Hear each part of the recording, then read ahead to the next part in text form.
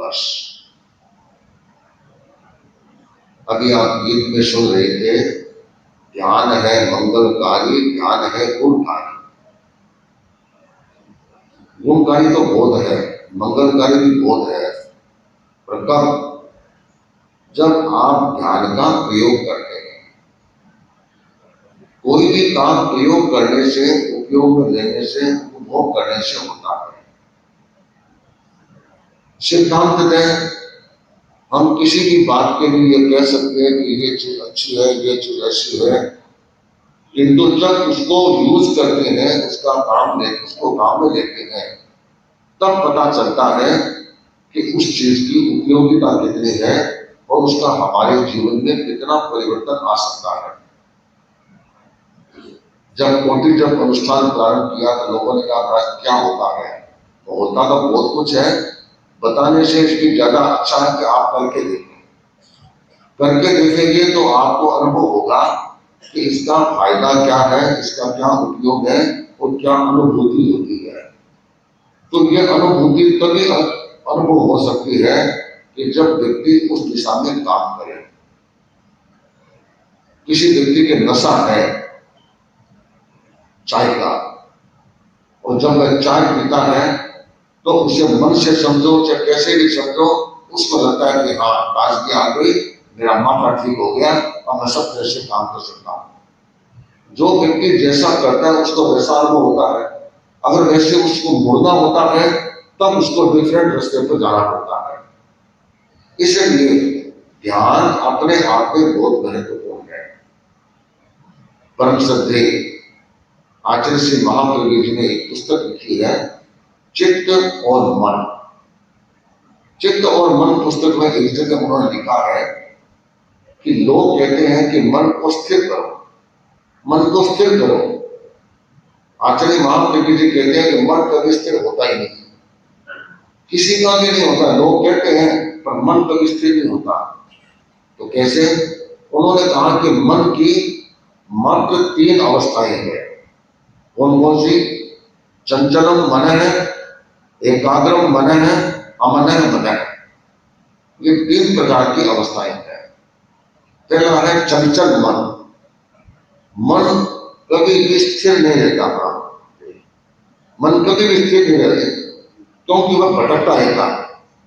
अभी आप सामायिक कर रहे हैं, सामायिक करते करते आप प्रवचन श्रवण कर रहे हैं, श्रवण करते करते भी कितनी कितनी बातें आपके दिमाग में आती होगी। कभी घर की बात, कभी वह बात, अरे आज ऑफिस जाना है उसको ये बात करनी है, एक क्षण आई वापस प्रवचन सुनने लगे। दूसरी बात आई, अरे आज 9 दिन पे है, आज शाम का उत्तर पाड़ना करना तो गर्म गर्म हल्को खाना है, आज घरवाली ना बात करनी, ये दिमाग में आ गई, फिर वापस प्रवचन सुनने लगे। अर्थात कितनी कितनी बातें आपके दिमाग में आती है। क्यों? कि मन चंचल है। मन का कण एक जगह टिकता नहीं है, कभी इधर भागेगा कभी इधर भागेगा। छोटा बच्चा होता है, माँ उसको पकड़ के लाती है, बैठाती है और क्षणों में वापस भागता है, कभी किधर भागता है, कभी कुछ करता है, कभी कुछ करता है। क्यों? बच्चे की तरह यह हमारा मन चंचल है, ये भागता रहता है, दौड़ता रहता है। तो ये मन की पहली अवस्था है। फिर वह मन जो अलग अलग भागों में भागता है, उसको पर्टिकुलर एक जगह पर बैठा दे। जैसे बच्चा भाग रहा है, उसको पलंग पर बैठा दिया, एक कुर्सी पर बैठा दिया, तो क्या होगा? तो कुर्सी तक की एरिया में सीमित हो गया। बाहर भागता है, दरवाजा बंद कर दिया, तो एक सीमित दायरे में ही वह वहां पर रहेगा।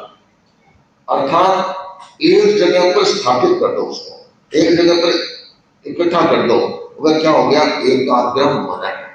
इसलिए अपन ध्यान का प्रयोग करते हैं ना, उसमें कई बार करते हैं, आप अपने चित्त को ज्योति केंद्र पर केंद्रित करिए, अमुक जगह पर केंद्रित करिए। इसका मतलब मन को वहां पर टिका लो, जो इधर उधर भाग रहा है उसको पर्टिकुलर एक जगह पर उसको स्थिर बना लो, एकाग्र कर लो। इसका नाम एकाग्र। एक जगह पर स्थापित करना, ये एकाग्र।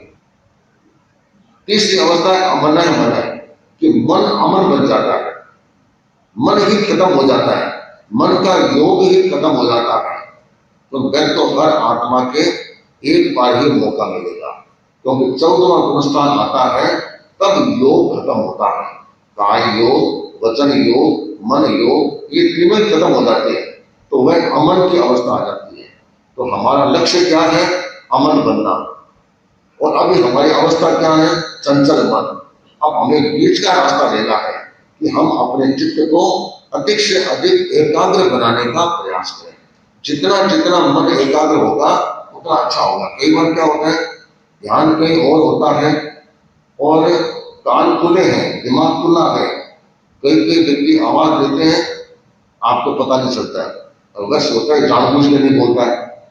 जब मैं बोल रहा हूँ सामने बैठा है, अगर किसी कोई बात में खोया हुआ रहता है, उसको जल जल, हाँ बोलो बोलो क्या बात है, अरे मैंने तुमको कब कहा, आपने कुछ बोला ही नहीं। जब उसको कितनी बार बोल दिया, क्योंकि शरीर वहां है, कान खुला है, किंतु ध्यान और कहीं पर है। तो ध्यान ऐसा होना चाहिए कि रियल में अगर ध्यान दिया है तो बाहर की चीजों से हमारा कनेक्शन टूट जाए, तब वह हमारा वास्तविक ध्यान संभव हो सकता है। और अपन जानते हैं कि निर्जरा के जो 12 प्रकार बताए हैं, उनमें अंतिम 2 प्रयोग कौन से हैं? ध्यान और व्युत्सर्ग। ये 2 प्रयोग ध्यान से संबंधित, स्थिरता ध्यान भी है और उसके साथ साथ व्युत्सर्ग का प्रयोग भी उसके साथ जुड़ा हुआ है। इन दोनों से हमारी कितने कर्म की निर्जरा होती है। एक तो हम तपस्या करते हैं, किंतु तपस्या के साथ साथ ध्यान का प्रयोग करते हैं, वह बड़ा महत्वपूर्ण होता है। हमारे आगम ग्रंथों में आता है कि सर्वार्थ सिद्ध विमान, 5 अनुत्तर विमान में सबसे ऊंचा सर्वार्थ सिद्ध विमान अर्थात 26वां देवलोक, अगर संख्या के हिसाब से देखें तो वहां पर कौन सी आत्मा जाती है? कौन सी 5 विमान है वहां कुल, वो इतनी ऊंचाई पर है कि वहां से सिद्ध शिला कितनी है? मात्र 12 योजन है। कितनी? 12 योजन। और वहां जो जीव जाता है वह एकाग्रता होता है।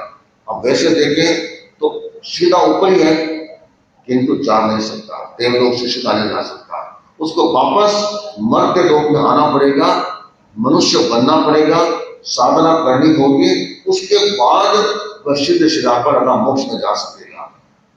इतना महत्वपूर्ण उसका क्रम है।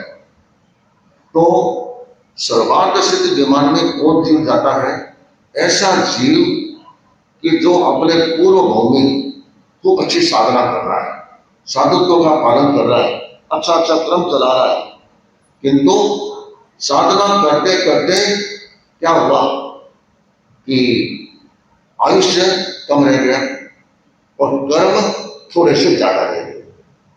जैसे तुम आप उदाहरण दिया गया है कि तपस्या कर रहा है और तपस्या करते करते उसके बेले जितने कर्म बाकी रहेंगे, कितना? एक बेला और कर ले, छठ और कर ले, इतना में मोक्ष चला जाए, किंतु आयुष्य उतर नहीं रहा, उसके पहले आयुष्य पूरा आ गया, तो वह कहां जाएगा? सर्वार्थ सिद्ध विमान में जाएगा। इसी तरह वह ध्यान कर रहा है, ध्यान करते करते उसका बस 7 लव, 7 लव का मतलब हो गया करीब करीब 3 मिनट उसका आयुष्य और होता ध्यान करते करते तो मोक्ष चला जाता, किंतु आयुष्य पूरा हो गया तो वह सर्वार्थ सिद्ध विमान में जाता है। तो अपन समझ लें, तपस्या में तो बेले की तपस्या और ध्यान में कितना टाइम? मात्र 3 मिनट का। अब आदमी ध्यान करता है कि तपस्या करता है, अपने को प्रभावित कौन करता है? तपस्या करती है। तो सामान्य के भूखो है, 2 दिन हूं, 5 दिन हूं, 10 दिन से 30 दिनों से फिर भूखा है, तो भूखे की बात चीज समझ में आती है कि देखो ये तपस्या कर रहा है, अब ध्यान कर रहा है, तो बैठा तो बहुत अच्छा है, पर अंदर में क्या कर रहा था? अंदर नहीं में किसका ध्यान कर रहा है, किसका नहीं कर रहा है, मन रमा नहीं रमा, उसका नींद ले रहा है या और कहीं खोया हुआ है, विचारों में खोया हुआ है, अतीत में गया हुआ है या भविष्य की कल्पना कर रहा है, क्या कर रहा है? क्या पता चले? ध्यान का पता नहीं चलता है, किंतु ध्यान बड़ा उत्तम माना जाता है, ध्यान बड़ा महत्वपूर्ण माना जाता है, बशर्ते कि हमारा मन उस दिशा में एकाग्र बन जाए। है तो मूल्यवत्ता बहुत, अब तब के साथ जप हो, ध्यान हो, तब तो उसका कहना है क्या। तो वह तपस्या और ज्यादा फलदायी बनती है। तो अच्छो भरपेट खाकर के ध्यान करने वाला कभी अपना मन चित्त को ध्यान में रमा नहीं सकता। उसके लिए पहले शरीर को साधना पड़ता है। शरीर को साध लिया, इसलिए ध्यान का प्रयोग कराते हैं ना। सबसे पहले कौन सा प्रयोग कराते हैं? काय बुद्धि, इस शरीर की स्थिरता। जैसे जैसे शरीर की स्थिरता सधेगी उसके बाद मन की स्थिरता सधेगी। ध्यान करते हैं कभी वो दुख है, कभी ऐसे टांग ऊंची करते हैं, कभी ऐसे ऐसे करते हैं। क्यों? तो अभी तक हमारी वह शरीर की चंचलता मिटी नहीं, इस कारण से वह करना पड़ता है। तो पहले काय बुद्धि का अभ्यास होता है, उसके बाद अन्य अन्य प्रयोग किए जाते हैं। इसलिए इस बात पर बल दिया गया कि अपन ध्यान के माध्यम से अपने आप को बदलने का प्रयास करें। हम देखते हैं कि ध्यान का प्रयोग हम क्यों करते हैं, उसके 5 हेतु माने गए हैं। पहला, तनाव मुक्ति।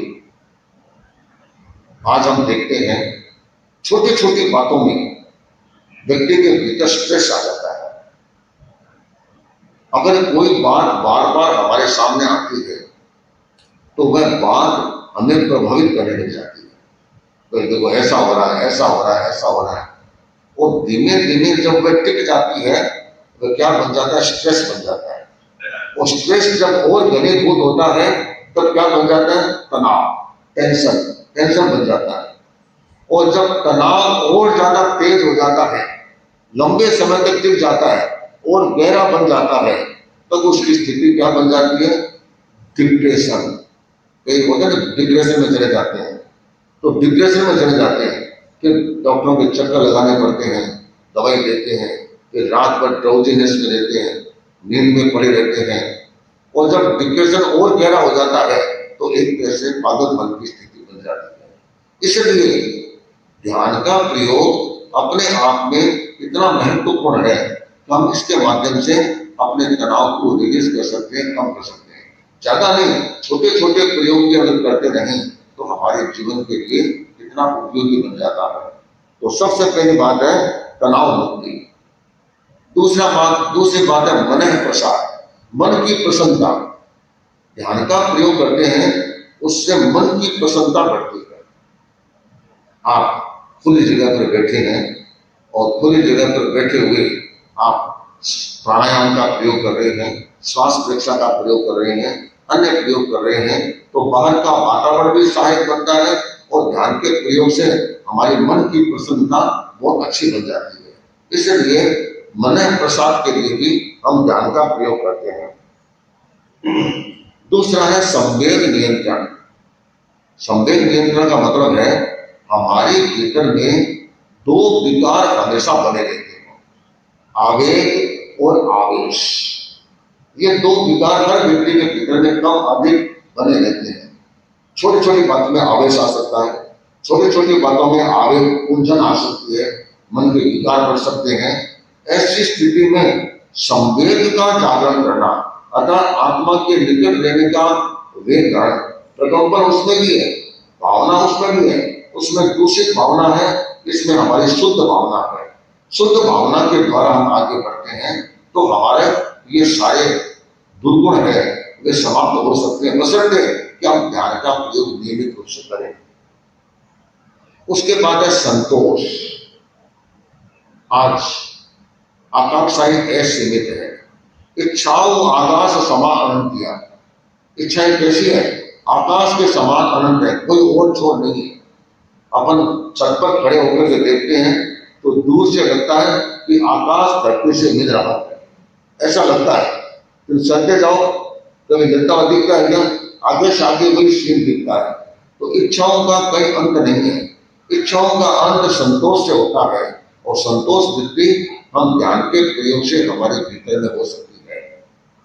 और अंतिम 5वां बिंदु है अंतर्दृष्टि, कि हमारे अपने भीतर की पहचान।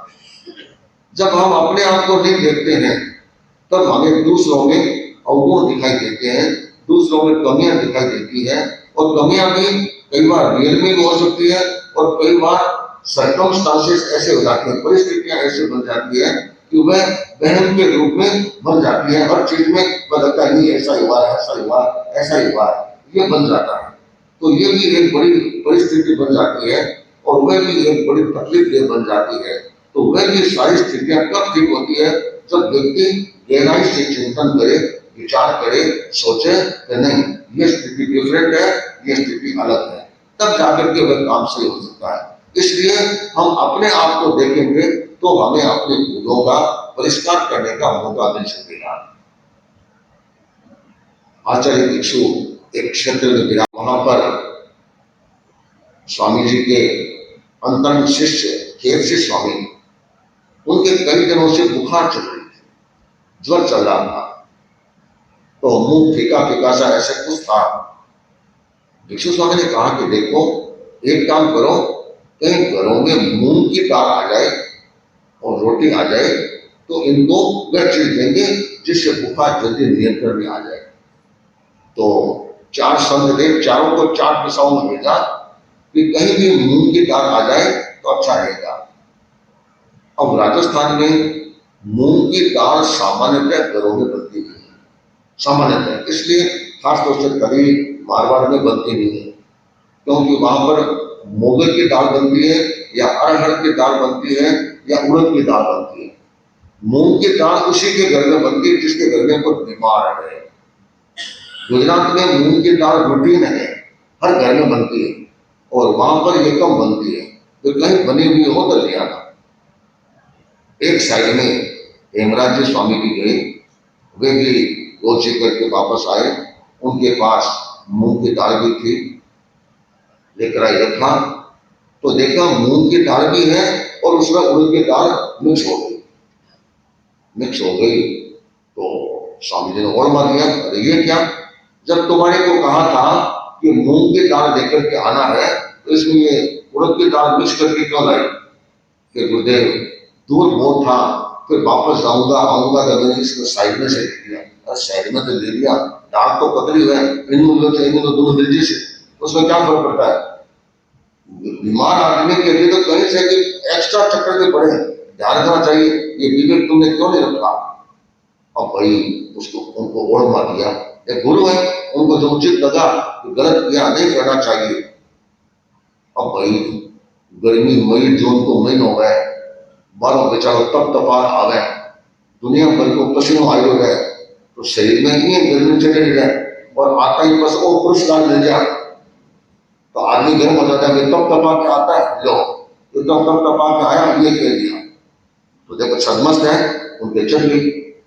फिर क्या किया, आर स्वामी जी पधारे, केरसी स्वामी को आर पानी करवाया और हेमराज जी स्वामी अंदर कमरे में गए और जाकर के सो गए, पछली ओर पे लंबी तान के सो गए।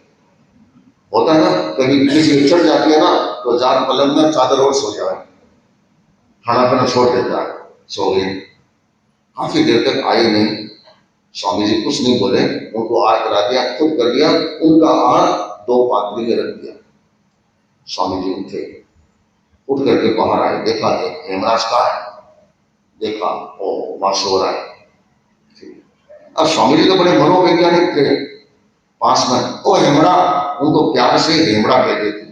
हेमड़ा बोल, दोस्त मेरे देख रहा है या खुद के देख रहा है? मेरे देख रहा है, खुद के देख रहा है। तब तक गर्मी भी शांत हो गई थी, माथों भी ठंडा हो गया, वातावरण भी ठीक हो गया, सब कुछ हो गया और उसके बाद थोड़ी भूख भी लग गई। उठे, नहीं गुरुदेव दोस्त को मैं अपने देख रहा हूँ, कोई खास बात आकर फिर और बात करें, आराम से आकर खा पी ली और आकर नहीं देख दिया। ये क्या है? अंतर्दृष्टि। कि जब तक हम स्वयं की चीज नहीं देखेंगे कि मेरे में क्या कमी है, चाहे बड़ा हो चाहे छोटा हो, तब तक उसमें कोई विकास नहीं हो पाता। घर में कोई ने किसी कुछ कह दिया, झाड़ा जाती है कि मेरे को ऐसे कैसे कह दिया। इसलिए व्यवहार में इन चीजों का बड़ा ख्याल इसलिए रखना पड़ता है कि किसी की कोई गलती है, भूल है, उसको कहा तो एकांत को, अकेले को कहो, देखिए इन चीजों का तुम ध्यान रखना, इस तरह से करोगे तुम्हारा अच्छा रहेगा। तो क्या होता है, उसमें सुधार आने की संभावना होता है। और एप्रिशिएट करना है तो 10 के बीच में करो, भाई देखो इसने बहुत अच्छा काम किया, ये कर रहा है, वह कर रहा है, एप्रिशिएट करो। 10 के बीच में अगर तुमको ओढ़वा दोगे या तुम उसको गलती निकालोगे, देखो एकदम समर्पित शिष्य होता है, उसको तो 10 के बीच में दो चाहे 50 के बीच में दो, उनके कोई फर्क पड़ने वाला नहीं है। वह सोचता है गुरु ने कहा है, बड़े ने कहा है, मेरे लिए सब कुछ ठीक है। नथमंज स्वामी दिनशेर वाले, उनके साथ मुनि घासीराम जो स्वामी थे, छोटे थे, आयु थे, बड़ी आरामी विराजमान थे। तो जो एक प्रवचन उठा, क्योंकि पुराने जमाने में प्रवचन पोर आते आते उठ जाता था, क्योंकि सुबह कोई करते नहीं थे और पोर आते ही जाते तो एक साथ गोची कर लेते थे। तो प्रवचन उठा ही था, लोग 15-20 लोग दर्शन कर रहे थे, घासीराम साहब पात्र की जोड़ी लेकर के आए। और हमारे ये नियम है, गोच जाते हैं ठिकाने से बाहर जाते हैं तो बड़ों की आज्ञा लेकर के जाते हैं, ये हमारा नियम है। हमारा बंदे मिले और हाथ जोड़ करो, गोच की आज्ञा है। सुन, पात्रे खोल, पात्रे खोले, देखा तो एक पात्रे में बालू रेत के छोटे छोटे कण, जबकि हम गोचे जाते हैं तो पात्रों को सूखे कपड़े से पोंछ करके और व्यवस्थित रूप से जाना चाहिए, कोई चीज उसमें लेनी नहीं चाहिए। अरे ये क्या, ये तुम्हारा विवेक है, ये तुम्हारा ध्यान है, ये तुम्हारी सजगता है, ये बालों के कण है, इसकी जगह छोटे छोटे कुंत हुए हों तो, छोटे छोटे जीव होते कुंत हुए जैसे सदस्य हुए हों तो फिर हिंसा हिंसा का क्या करना, गलती होगी, ध्यान रखने का भाव है, आपने बड़ी कृपा की, इसके अलावा कुछ नहीं बोले, वंदना की और उसके बाद पात्री को वापस साफ किया। वो जो लोग खड़े थे 15-20-30 लोग खड़े थे, तो देखो बोल सकते महाराज अकेला में कह देता अपना, लोगों पर उसका उनका पॉजिटिव प्रभाव पड़ा कि देखो महाराज कितने विनम्र है, छोटे होकर के भी बड़े संतों ने जो कुछ कहा उसको कितनी विनम्रता के साथ उसको स्वीकार कर लिया, तो उन पर अच्छा प्रभाव पड़ा। शाम के समय लोग आए तो महाराज आपने जो विनम्रता का परिचय दिया, हम आपसे बहुत, अगर माइट है, अगर हमारी गलती होगी नहीं सुधारेंगे तो फिर कौन सुधारेगा, कौन ठीक करेगा, तो हमारे पर बहुत बड़ी कृपा की है। तो कहने का मतलब यह है कि हमारे में यह होना चाहिए कि हमारे लिए माइट है जिन पर हमारा को भरोसा है, उनको भी हमारे पर भरोसा है। अगर थोड़ा बहुत कह दिया, कुछ कर दिया तो उसको पॉजिटिव लेते हैं, तब तो गाड़ी ठीक चलती है, तो बड़ा मुश्किल हो जाता है। इसलिए हम अगर सही रास्ते पर चलते हैं तो हमारे लिए तो बहुत अच्छा हो जाता है। इसके लिए क्या होगा, हमें अंतर्दृष्टि का विकास करना होगा, और अंतर्दृष्टि का विकास करेंगे तभी हमारा क्रम ठीक रहेगा। ध्यान का प्रयोग करते हैं, वह किस लिए करते हैं? देखो इसका मूल लक्ष्य क्या है, चित्त की प्रसन्नता। क्योंकि अपन ध्यान का प्रयोग करते हैं ना, तो सबसे पहले क्या बोलते हैं, मैं चित्त शुद्धि के लिए ध्यान का प्रयोग कर रहा हूं। ये चित्त शुद्धि, बस मूल लक्ष्य हमारा क्या है, चित्त शुद्धि। चित्त शुद्धि का मतलब सीधी सीधी भाषा में कहें, कर्मों की निर्जरा, आत्मविशुद्धि, यह हमारा मूल लक्ष्य होना चाहिए। यह लक्ष्य होता है तभी हम इस दिशा में आगे बढ़ सकते हैं। चित्त शुद्धि होगी तो हमारा मूल लक्ष्य एकदम स्पष्ट हो जाएगा। अब चित्त शुद्धि के साथ साथ कई बार यह भी होता है, हमारे में कोई चीज की विशेष कमी है, उस कमी को दूर करना है। तो कमी को दूर करने के लिए प्रेक्षा ध्यान में क्या है, अनुप्रेक्षा के प्रयोग की आते हैं कि आप में अगर भय की स्थिति ज्यादा है तो आप कौन सी अनुप्रेक्षा करेंगे, अभय की अनुप्रेक्षा करेंगे। अगर आपका मानसिक संतुलन प्रॉपर नहीं है तो आपको मृदुता की अनुपेक्षा करनी चाहिए। आपका किसी के साथ सेटिंग कमजोर है तो आपको सामंजस्य की अनुपेक्षा करनी चाहिए। अर्थात अलग अलग अनुशासन में किसी में कमी है तो अनुशासन की अनुपेक्षा करनी चाहिए। उसके लिए पूरी विधि विधान है, पूरी रूपरेखा बनी हुई है, इस केंद्र पर किस कदर का ध्यान करना, कैसे करना, यह प्रक्रिया उनकी चलती रहती है और उस दिशा में वह आगे बढ़ता रहता है। इसलिए इस बात पर बल दिया गया कि आपको जिस चीज का परिवर्तन करना है उस चीज के लिए आप जागरूक रहेंगे और उस दिशा में आप आगे बढ़ते रहेंगे। इसके अलावा मानसिक शांति ये प्राप्त करने के लिए भी हम ध्यान का प्रयोग करते हैं, और इसके साथ साथ शारीरिक स्वास्थ्य। कई बार होता है क्योंकि शरीर स्वस्थ है तो ही हम आगे की प्रक्रिया अच्छी कर सकते हैं। शरीर स्वस्थ नहीं है तो क्या काम करेंगे? मां तो दुख है, उस समय में कहे कि तुम ये काम कर लो तो दिमाग में तो वह माथा दुखने की प्रक्रिया चलती रहती है। करने को आदमी करता है किंतु उसका मन उस काम में लगता नहीं। इसलिए शरीर का स्वास्थ्य भी ठीक रहे इसके लिए भी ध्यान का प्रयोग करते हैं। ध्यान का प्रयोग करने से हमारा स्वास्थ्य ठीक रहेगा तो उसके बाद हम अन्य अन्य प्रयोग अन्य अन्य क्रियाएं व्यवस्थित रूप से हम कर सकेंगे। इसलिए इस बात पर यह हमेशा बल दिया गया और ये मान के चलो ध्यान का प्रयोग करते हैं तो भीतर में इतनी अंतर्दृष्टि का विकास होता है, इतना आगे हम बढ़ते हैं कि जिसकी हम कल्पना नहीं कर सकते। एक व्यक्ति 20 वर्ष से ध्यान करता है और एक व्यक्ति 1 साल से करता है। 1 साल से करने वाला आगे बढ़ जाता है और पीछे चले जाता है। क्यों? कि आपकी एकाग्रता और लयलीनता कितनी बड़ी है उसके ऊपर निर्भर करता है। और जो जो ध्यान का प्रयोग करते हैं भीतर में प्रविष्ट होते हैं, बाहर के तामझाम बाहर के आकर्षण ये फीके लगने लग जाते हैं और धीमे धीमे व्यक्ति उन बाहर के आकर्षणों से विमुख बन जाता है। श्रद्धेय मंत्री मनुष्य के पास एक बहन आई, होगी शायद 35-40 वर्ष की उम्र होगी अंदाज, और उसने कहा कि महाराज मेरे को आपकी सेवा करनी है। क्यों? मनुष्य का क्यों करनी है? तो कहे मेरी कुछ कठिनाई है 1-2 चीजों की तो मैं उसके बारे में मार्गदर्शन देना। ठीक है, दोपहर में कर लेना। वह बहन आई, मनुष्य ने कहा तुम भी आ जा। मैं बैठ गया। उसने जिज्ञासा रखी कि मुनिश्री मैं एक बार प्रेक्षा ध्यान शिविर में गई और प्रेक्षा ध्यान के प्रयोग मुझे बहुत अच्छे लगे और उसके बाद मैंने उसका प्रयोग शुरू कर दिया।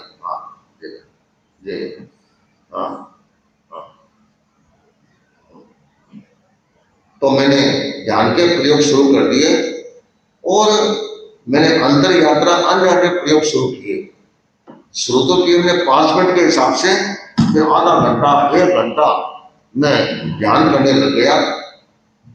ध्यान करने लग गई तो ध्यान करते करते मुझे बड़ा अच्छा अनुभव हुआ। किंतु मनुष्य मेरे सामने एक कठिनाई आई है। वह यह आई कि ध्यान करते करते मैं गहराई में इतनी लयलीनता हो जाती है कि मुझे बड़ा आनंद आता लगता है कि दिन भर ध्यान में लगी रहूं। पर हमारे मैं घर गृहस्थी में हूँ, मुझे सब काम करना होता है। कठिनाई एक हो गई कि मेरा अब अपने पति के प्रति और बच्चों के प्रति स्नेह भाव कम हो गया, उनके प्रति मोह भाव कम हो गया। मैं देखता हूँ ठीक है सब अपना अपना करें और मैं मेरा ध्यान का प्रयोग करूं। तो महाराज गृहस्थी में रहें और मोह कम हो जाए, स्नेह कम हो जाए और दायित्व के प्रति भावना भी कम हो जाए तो बड़ी कठिनाई हो जाती है। तो मेरे सामने पैसों प्रेस की स्थिति है कि मैं इधर जाऊं क्या करूं, मेरे लिए समस्या हो गई। मुनीष ने सारी बात सुनी, देख तूने गृहस्थी बसाई है ना, सोच समझ के बसाई है। या तो गृहस्थी को छोड़ करके पूरा इसमें लग जाए तब तो ठीक है, गृहस्थी में भी रहना और इस तरह से रहना ये तुम्हारे लिए कष्टकारी हो सकता है। अभी तो तुम्हारा शुरुआती दौर है किंतु आगे जाकर के तेरे को कठिनाई हो सकती है। तुम्हारा क्या करना, अब ध्यान का प्रयोग मात्र 10 मिनट के लिए बाकी छोड़ दे। मनुष्य ने कहा नहीं तो तुम्हारा दोनों तरफ का संतुलन नहीं बना रहेगा। एक चीज चलेगी, 2 चीजें चलेगी। सवारी एक घोड़े पर होती है, 2 घोड़े पर एक साथ नहीं होती। रथ पर बैठे हो तो हो सकती है तो 2 घोड़ों पर एक साथ नहीं हो सकती। इसलिए ये काम करो। तो उसने ये प्रयोग किया तब जाकर के वह नॉर्मल हो सकती। तो ध्यान का प्रयोग बड़ा अच्छा है किंतु कहां पर किसको कितना करना चाहिए इसके कहते हैं कि हर क्षण पर गुरु की अपेक्षा रहती है। गुरु का मार्गदर्शन लेकर के जो इसके अनुभवी हैं उनका मार्गदर्शन लेकर के, पथ दर्शन लेकर के और व्यक्ति को ध्यान की दिशा में आगे बढ़ना चाहिए। और ये जप की दिशा में भी उसी तरह से आगे बढ़ना चाहिए। बड़ों से हम कोई मंत्र लेते हैं फिर उसका निष्ठा के साथ जप करते हैं, ध्यान करते हैं तो वह हमारे लिए ज्यादा उपयोगी बनता है। इसी तरह ध्यान से जुड़ा हुआ है दुस्सर्ग। दुस्सर्ग में कई चीजें आ जाती है। एक तो हमारा कायोत्सर्ग का प्रयोग आ जाता है जो हम प्रेक्षा ध्यान के अंतर्गत करते हैं। खड़े खड़े भी करते हैं, बैठे बैठे भी करते हैं, लेटे लेटे भी करते हैं, तीनों तरह से करते हैं। तो शरीर के कायस्तर से हम पहले तो शरीर का कायस्तर करते हैं, फिर भेद विज्ञान की साधना करते हैं। आत्मा अलग, शरीर अलग, इसको महत्व देते हुए हम ध्यान का प्रयोग करते हैं। तो जब कभी भी ऐसे शिविर लगे, उन शिविरों में जब आप प्रैक्टिकल रूप से भाग लेंगे, तभी आप अपने जीवन में इस दिशा में आगे बढ़ सकते हैं। अभी आज ध्यान दिवस है, तो हम चेष्टा करते हैं कि 5 मिनट करीब करीब ध्यान का प्रयोग हम सब करें। तो सब जागरूक,